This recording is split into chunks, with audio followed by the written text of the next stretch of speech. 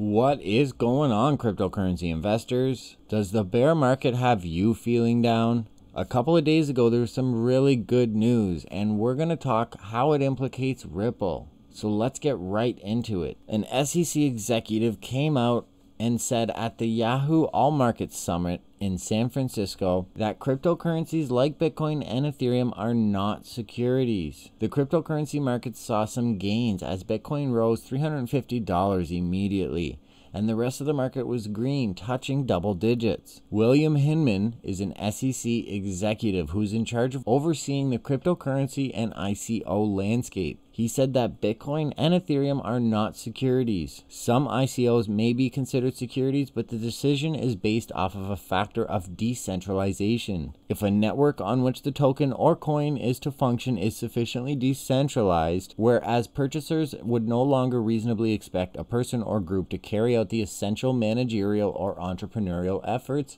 the asset may not represent an investment contract. A digital asset that involves a third party and drives the expectation of a return is likely a security. BitConnect, anyone? At that same summit, Ripple CEO Brad Garlinghouse talked about Ripple being a company that uses blockchain and uses digital assets to solve the payments and liquidity problem. So he doesn't name XRP. He refers to it as digital assets, but definitely refers to Ripple as the company. That furthers the whole Ripple being different than XRP, and Brad Garlinghouse and the Ripple team wanting to distance themselves from XRP. There is circulating rumors right now that a rebranding might be in the works. Now, it wouldn't be cryptocurrency without some controversy. Kyle Samani is a managing partner at MultiCoinCap, came out and gave a 17-part tweet talking about how the majority of the assets in the top 10 are likely securities based on William Hinman, the SEC executive's public statement in San Francisco. Basically, it boils down to Ripple being a security, EOS potentially being a utility, XRP, Stellar, IOTA, and Tron all listed as potential securities, which drew a lot of controversy. And of course, on Reddit, in the Ripple subreddit, there was an ongoing discussion on Jason Fox's tweet of the definition of a security. And Richard Holland brought up a FinCEN agreement between Ripple Incorporated and FinCEN, allowing them to continue their XRP sales. FinCEN is the Financial Crimes Enforcement Network and is part of the United States government. Tone Vays was quick to chime in, saying that FinCEN has no authority over securities, just money. It's kind of FinCEN signing off on selling you rat poison, he says. They probably just said not our job to regulate this. And that's interesting because down the line, another response was showing the actual agreement that it's not binding for other agencies. Whereas Richard Holland quickly goes back and says, these are the agreed facts of the settlement where FinCEN agrees with prejudice that XRP is a currency and therefore not a security. Very interesting nonetheless, but it does bring into question the idea of decentralization and one of the points largely criticized by XRP haters. Lastly, in XRP, one of Ripple's executives has been elected to a Federal Reserve task force. In totally separate news, but very important, Ryan Zagon, head of research on the business development team for Ripple, has been elected to the Federal Reserve's Faster Payments Task Force Steering Committee. That's a mouthful. The Steering Committee is a 16-member team to represent the working group's numerous stakeholders.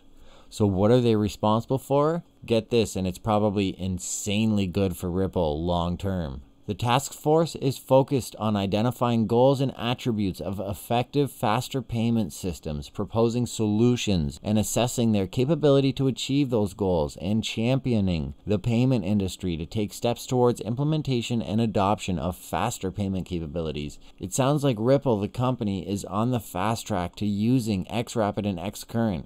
Ripple, not XRP. So there's also rumors of a rebranding that might happen. But as long as Ripple is the name of the number 3 position, which really is the XRP token and has nothing to do with Brad Garlinghouse, and therefore that's the argument that they could be classified as a security because of Ripple the company, which Brad Garlinghouse is the CEO.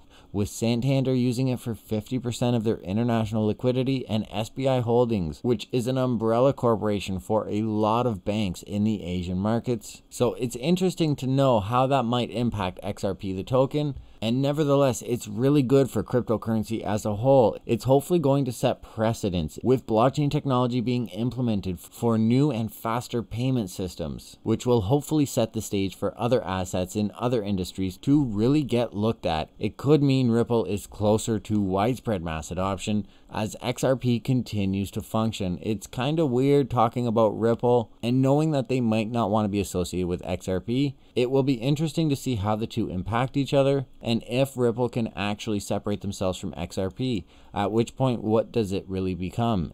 Is it even blockchain technology? As Brad Garlinghouse said, they use blockchain and digital assets to solve the payments and liquidity problem. Nevertheless, it didn't quite give XRP the immediate boost, as some of the most upvoted TradingView charts show XRP potentially headed towards lows that it hasn't seen yet this year. And in other upvoted TradingView charts, it's showing a very clear downward channel with the possibility of a trend reversal. Seems to be forming a descending wedge on the hourly, which if confirmed would lead to a trend reversal breakout. Time will tell, and all we can do is continue to monitor these markets. Hang in there and keep fighting the good fight. Smash that like button if you found this video informative.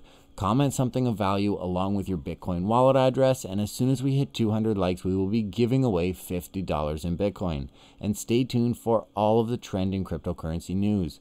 My name is Landon, you're watching Crypto Review Central, and until next time.